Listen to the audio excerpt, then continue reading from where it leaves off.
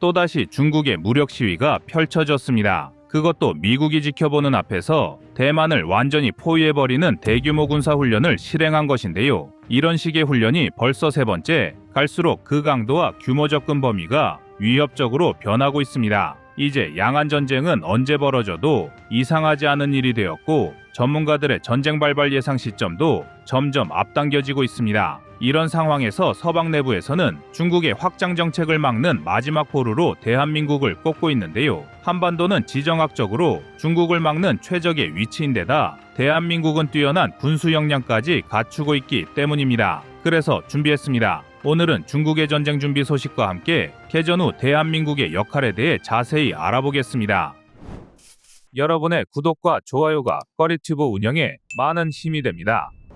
지난 14일 중국군은 대만을 포위하는 형태로 육군, 해군, 공군, 로켓군이 참여한 군사훈련을 벌였습니다. 중국 인민해방군 동부정구 리시 대변인이 소셜미디어 공식 계정을 통해 밝힌 바에 따르면 중국군은 대만 해협을 포함하는 대만 섬 전역을 압박하는 포위훈련을 시행했다고 하는데요. 훈련의 규모와 동원된 무기의 수량도 놀랍지만 대만인들을 경악게 하는 것은 중국군들이 육안으로 보일 만큼 가까운 거리까지 접근해 대만 섬을 완전히 포위했다는 것입니다. 중국이 대만을 대상으로 벌인 포위훈련은 중국 정부의 대만에 대한 군사적 압박과 무력 시위의 일환으로 볼 수 있는데요. 이러한 훈련은 대만 독립 움직임을 저지하고 대만과 국제사회에 중국의 강력한 군사적 의지를 과시하는 중요한 메시지를 담고 있습니다. 중국은 대만을 자국의 영토로 간주하며 대만의 독립을 절대 허용하지 않겠다는 입장을 지속해서 밝혀왔습니다. 지난해 3월 전국인민대표대회에 등장한 시진핑은 연설 내용 중 대만과 미국을 향해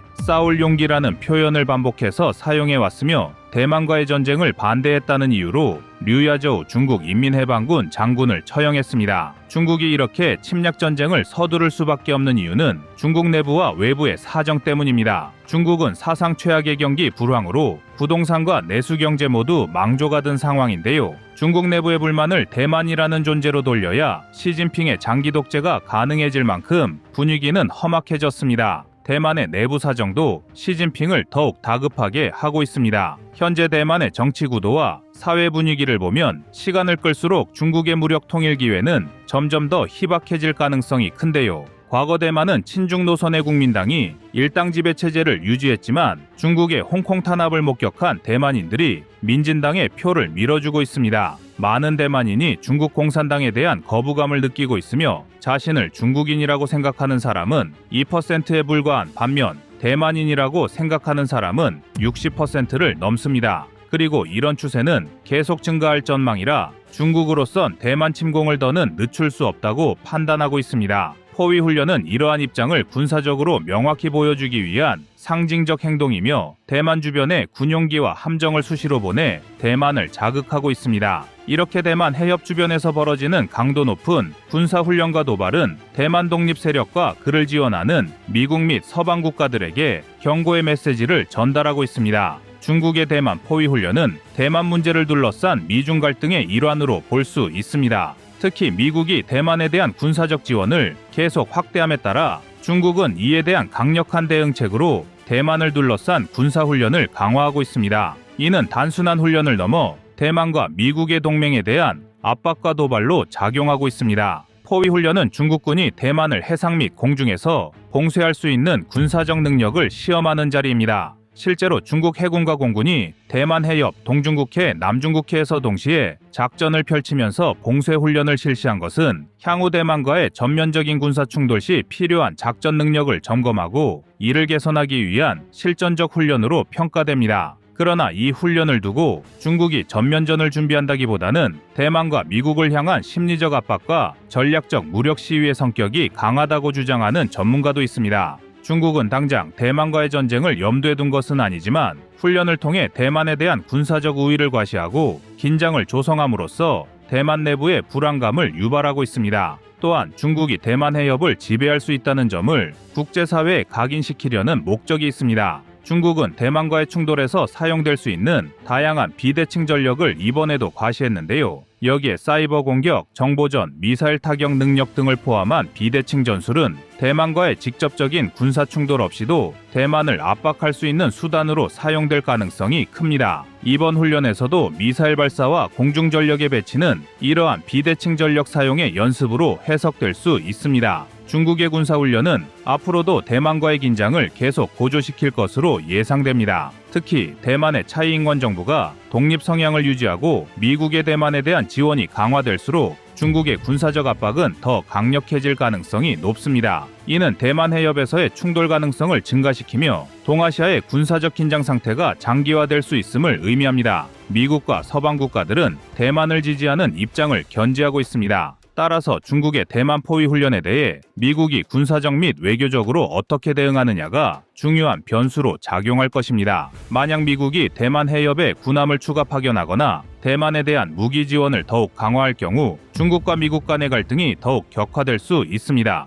바람 앞에 촛불 형국이 된 대만은 서방의 지원에 운명을 맡길 수밖에 없는 슬픈 현실을 맞았습니다. 미국 입장에서도 대만을 쉽게 포기할 수 없는 것이 대만은 중국이 태평양으로 나오지 못하게 막는 요충지이기 때문입니다. 만약 중국이 대만을 차지하고 막대한 군사력을 바탕으로 태평양을 자유롭게 드나들게 되면 미국은 이 지역의 패권적 지위를 잃게 됩니다. 따라서 미국은 당연히 양안전쟁에 참전할 텐데요. 그러나 문제는 일단 전쟁이 발발하면 중국은 속전속결을 노릴 것이고 대만은 미국을 위시한 연합군이 대만 해협에 도착할 때까지 중국의 상륙을 저지해야 합니다. 때문에 상당 기간 시가전을 중심으로 저항할 수밖에 없는데 과연 대만이 우크라이나가 러시아에 대항했듯이 대중국 방어 전략에 얼마나 참여할 것인지가 관건일 수 있습니다. 사실 그동안 가상의 양안전쟁을 두고 워게임이 무수히 펼쳐졌습니다. 결과적으로 미국이 이기는 결과도 있고 중국이 이기는 결과도 있지만 변수 또한 매우 다양해 정확한 답을 구하기가 어렵습니다.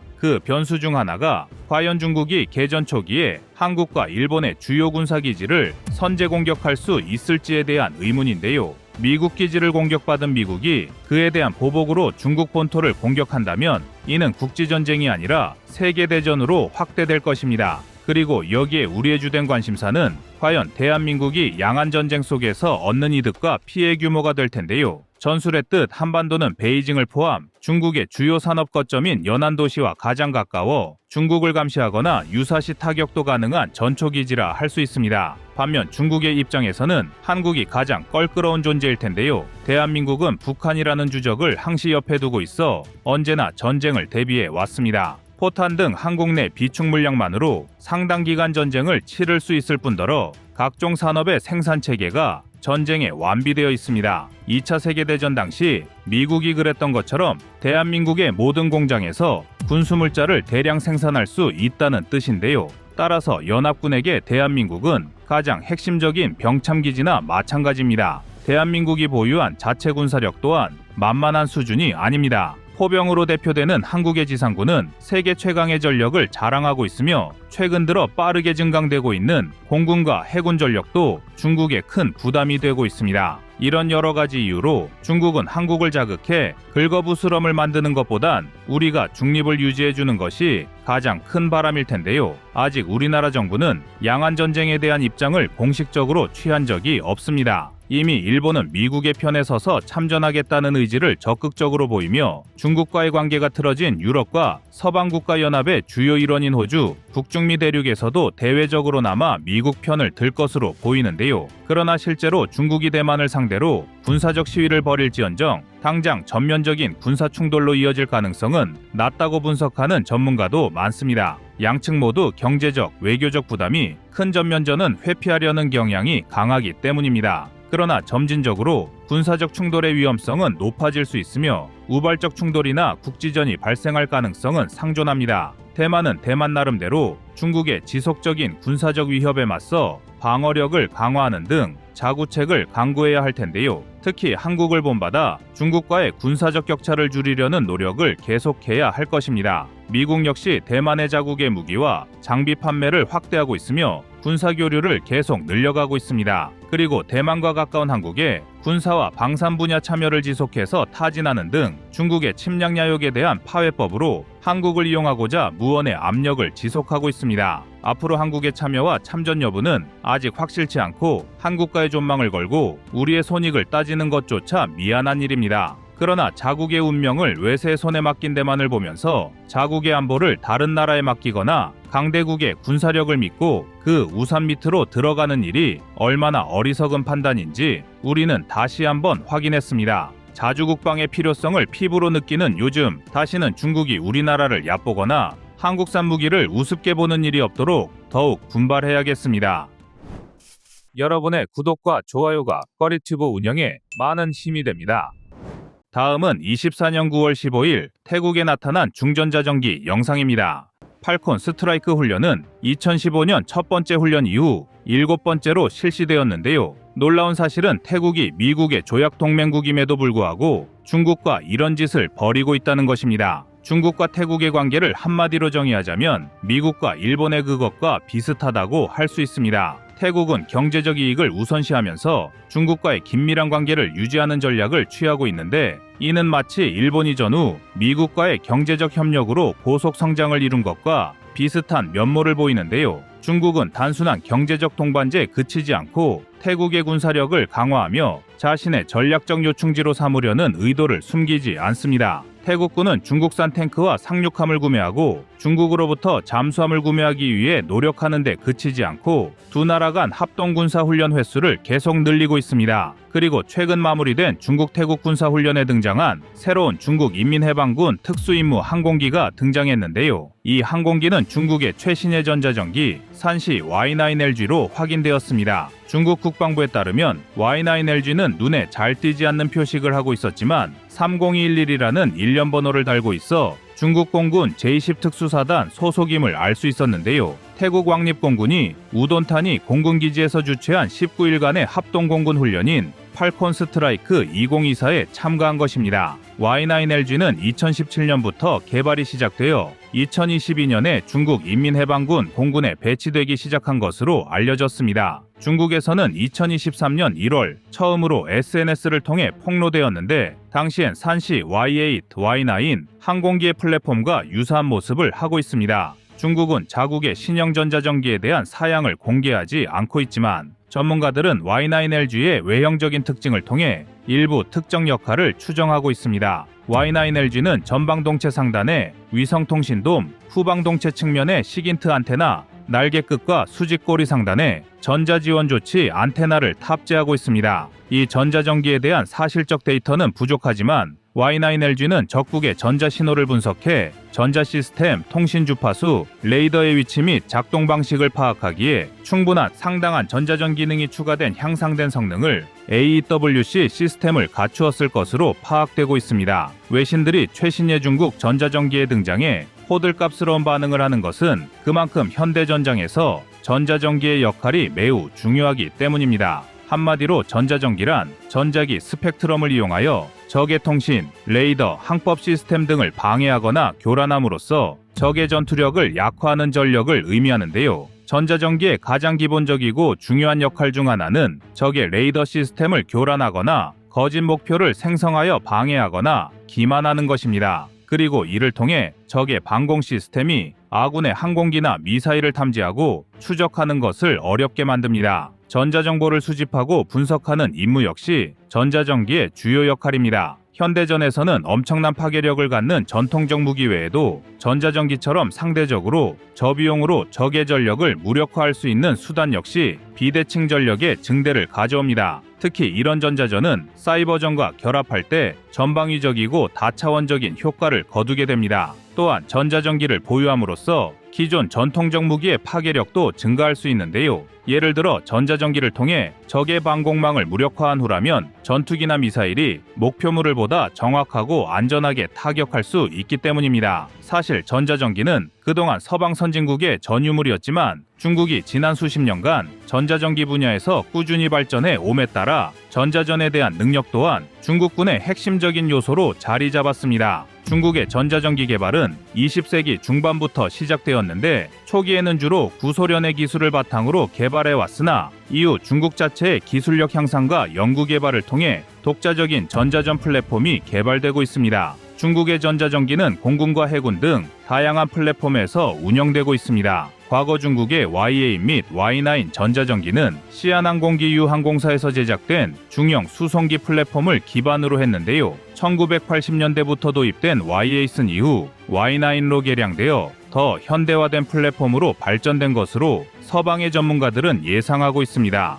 그리고 중국은 Y9LG의 개발에 앞서 젠16 전투기를 기반으로 한 전자전기 젠16D를 2021년 에어쇼에서 공개했는데요. 중국 측이 발표한 자료에 의하면 이 항공기는 미 해군 항공대에서 운용 중인 전자전기인 보잉 EA-18G 그라울러와 키빈이 ECM-4를 탑재한 수호이 30SM과 유사한 임무를 수행할 예정이라고 합니다. 여기에 중국은 폭격기를 기반으로 한 정찰 플랫폼 성격의 전자전기도 보유하고 있습니다. 훙6G와 훙6J는 장거리 전자전 임무를 수행할 수 있으며 특히 해상에서의 전자전 능력을 강화하는 데 중점을 두고 개발되었습니다. 그러나 중국의 전자전기의 성능과 수량은 여전히 베일에 가려져 있습니다. 일부 외신의 보도 내용에 따르면 중국은 사양이 정확히 드러나지 않은 수백 대에 이르는 전자전기들이 운용 중일 것으로 추정되고 있습니다. 특히 중국은 현재 드론과 위성을 기반으로 한 전자전 시스템에도 투자해 전자전의 범위를 확장한 상태입니다. 그러나 중국의 전자전기에 대응할 한국의 전자전 전력 역시 만만치 않습니다. 한국은 그동안 전통적인 방어력에 치중해왔지만 최근에는 전자전 역량을 대폭 강화하고 있습니다. 이는 한국이 더 이상 방어 국가가 아닌 적극적으로 전자전을 통해 적을 제압할 수 있는 강력한 군사 강국으로 변모했다는 사실을 대내외적으로 공개한 것입니다. 한국은 차세대 스텔스 전투기 F-35A를 도입하여 전자전 능력을 비약적으로 향상시켰습니다. F-35A는 적의 레이더망을 무력화하고 통신체계를 교란하며 심지어 적의 전자 시스템을 파괴할 수 있다는 점에서 강력한 전자전 플랫폼으로 활용할 수 있는데요. 이 전투기는 한국의 전자전 전력에서 중추적인 역할을 담당하며 북한과 중국의 방공망을 무력화할 수 있는 능력을 갖추고 있습니다. 대한민국은 전자전 장비의 국산화에도 진심인 것으로 보입니다. 국방과학연구소와 한화시스템은 자국 기술로 개발한 전자전 시스템을 통해 독립적인 전자전 수행 능력을 갖추려는 목표 아래 최신형 전자전 장비를 개발하고 있습니다.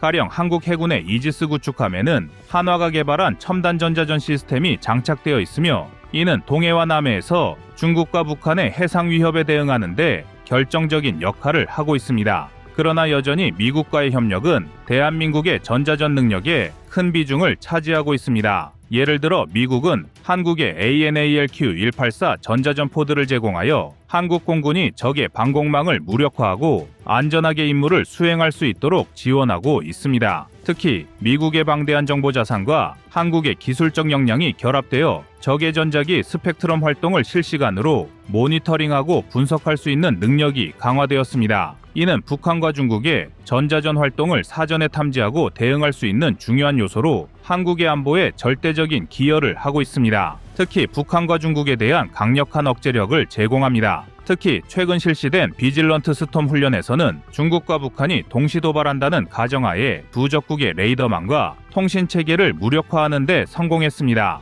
과거 수비적인 모습을 보였던 대한민국의 변모는 바로 중국의 위협 때문이었는데요. 때문에 한국은 전자전 분야에서 급속히 성장했으며 이제는 중국을 위협하는 전자전의 강국으로 자리 잡았습니다. 한국과 중국의 전자전 전력 비교에서 우리의 전력을 열세로 보는 몇 가지 주장이 존재하지만 전체적인 맥락에서는 여전히 한국이 상당한 우위를 점하고 있습니다. 대한민국은 국산 전자전 장비의 개발과 미국과의 협력으로 동북아에서 군사적 우위를 확보하고 있으며 이는 한반도의 평화와 안정을 유지하는 데 중요한 역할을 하고 있는데요. 대한민국의 남은 도전 과제 역시 빠르게 성장하는 중국군과의 경쟁에서 그들의 코를 납작하게 눌러주는 것입니다. 이상 꺼리튜브였습니다.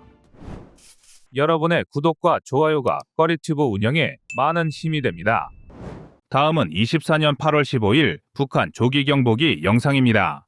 러시아와 북한의 밀착으로 인한 부작용이 지적된 것은 어제 오늘의 일이 아닌데요. 이들은 부족한 전쟁 물자를 보급받고 그 대가로 군사기술을 넘기는 등 서로의 모자란 부분을 채워주고 있습니다. 특히 북한으로선 이보다 더 좋을 수 없을 만큼 조건이 좋은데요. 가령 6.25 전쟁 때부터 모아놓은 처치곤란에 제때 터지는지도 알 수 없는 152mm 포탄을 개당 $600 수준의 높은 가격을 받고 러시아에 넘긴 데다 이전에는 감히 엄두도 낼 수 없었던 핵잠이나 위성과 같은 첨단 군사 기술을 러시아로부터 이전받을 길이 열린 것입니다. 그야말로 꽉 먹고 알 먹는 경우라 할 수 있는데요. 여기에 이달 초 미국에 있는 북한 문제 전문 분석 매체 삼팔로스가 전한 소식은 충격적이었습니다. 북한이 평양국제공항에서 고려항공사 소속의 인류신 76 여객기를 공중조기 경보기로 개조하는 작업을 진행하고 있는 장면이 상업위성에 포착된 것입니다. 삼팔로스는 개조 작업이 완료되면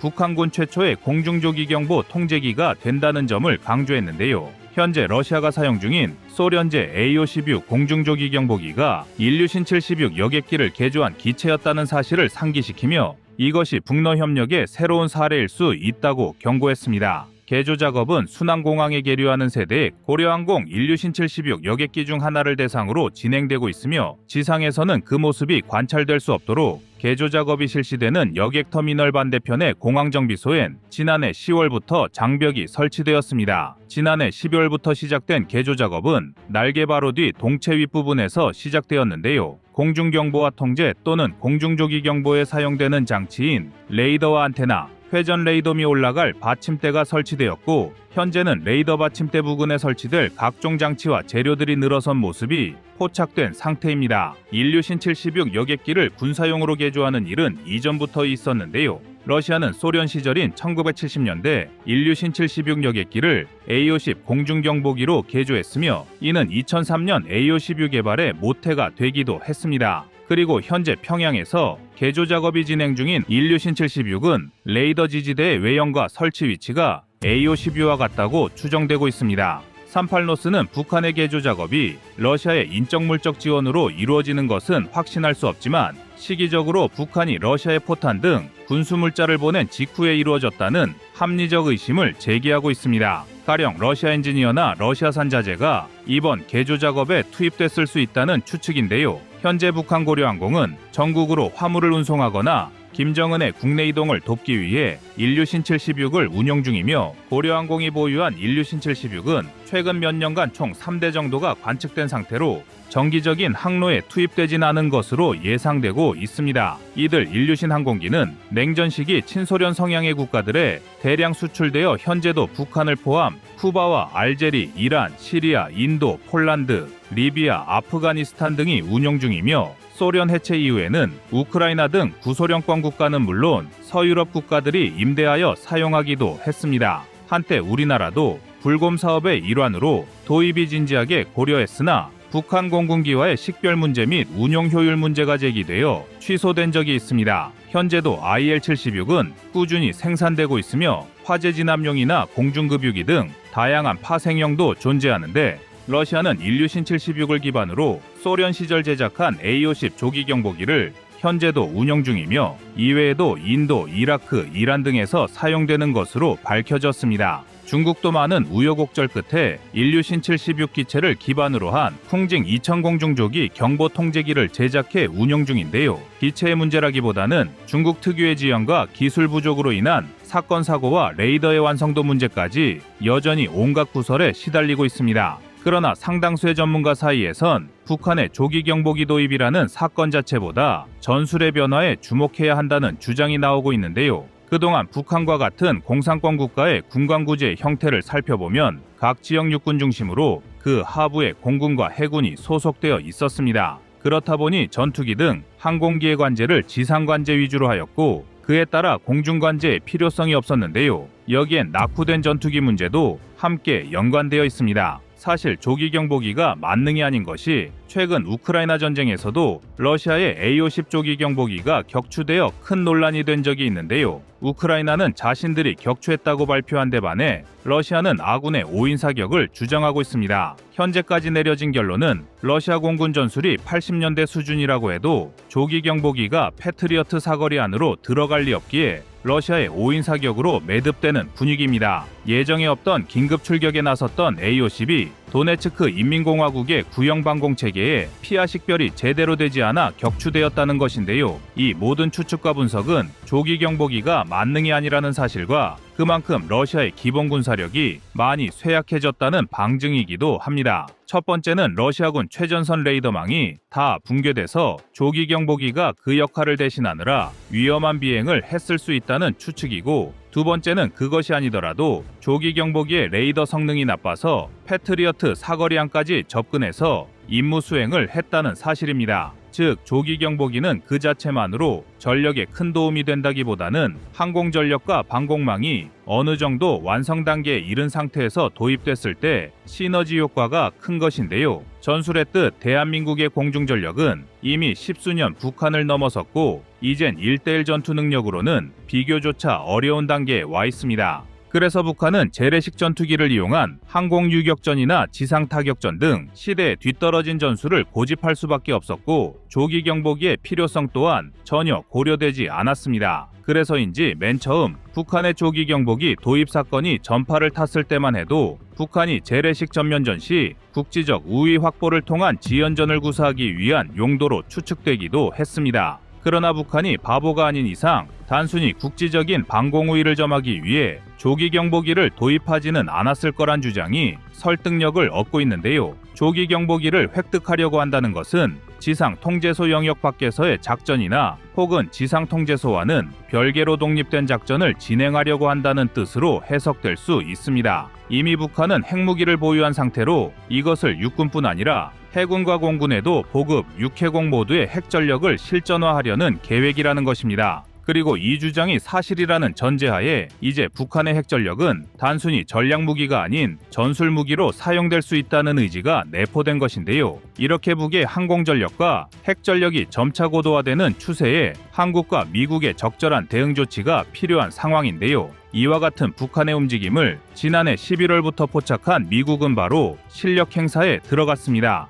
미국은 주한미군 교체용으로 예정되었던 F-35A 스텔스기를 북한 동해안과 900여 킬로미터 거리인 일본 미사와 공군기지에 추가 배치하기로 결정했습니다. 기존 일본에 배치되었던 F-35에 이어 48대가 추가 증파된 것인데요. 이는 북한 조기 경보기의 감시와 추적을 방해할 수 있을 뿐만 아니라 북한이 도입할 조기 경보기로는 탐지나 대처가 어려운 또 하나의 장벽을 조성하는 셈입니다. 대한민국 역시 전담 대응팀을 구성, 이에 대한 구체적 대응 방안을 마련하고 있습니다. 일단 북한의 조기 경보기에 대응하여 한국도 최신 조기 경보기를 도입하거나 기존 시스템을 업그레이드하는 방법이 모색되고 있습니다. 여기엔 2737 피스아이와 같은 고성능 조기 경보기의 성능 향상도 고려 대상인 것으로 알려졌으며, 무인기와 위성 감시 시스템을 활용 북한의 조기 경보기 활동을 실시간으로 모니터링하고 있습니다. 여기에 미국처럼 F-35A와 같은 첨단 스텔스 전투기의 추가 도입을 통해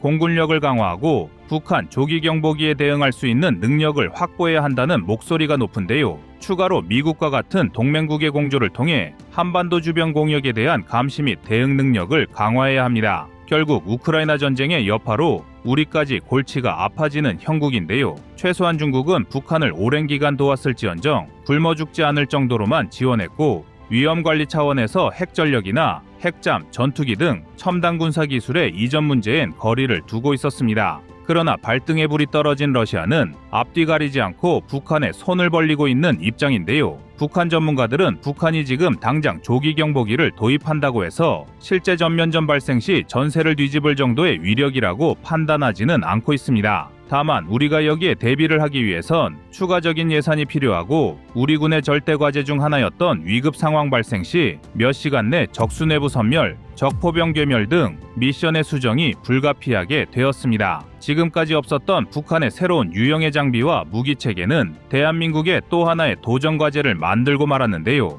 우리 군의 미국과의 협력을 통해 새로운 방책을 도모해야 할 것입니다. 이상 꺼리튜브였습니다.